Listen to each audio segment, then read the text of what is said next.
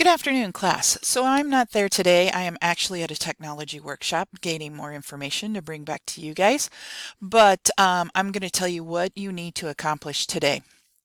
So today you'll need to go into your Google Classroom, which you're already at because you had to get to this video, and make sure that you're in classwork, and you will see that you have an email thing.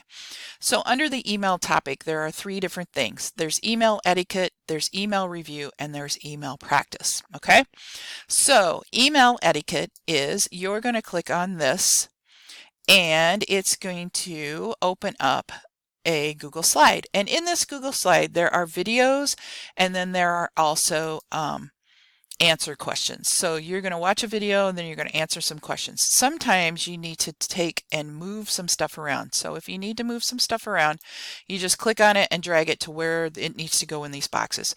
Or if you want to, you can actually just type into the boxes.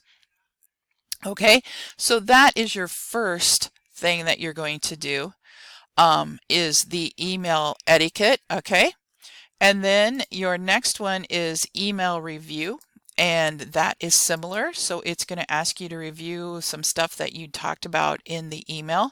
So there's some slides, there's some videos, there's some answers, some questions, things like that. All right.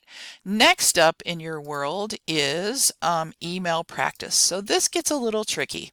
This is also a Google slide, but this is going to be asking you to type in some things. And you'll notice under here it says under view choose 100%. So if you go to Zoom and go to 100%, then you'll be able to see. You're going to type whatever it says to do in here. So it says, like the first one, write an email to Mrs. Carlson, tell her you would like to renew your book.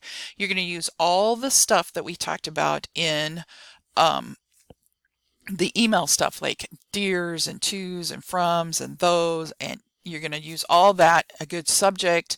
Sometimes you need a blind carbon copy, sometimes you don't.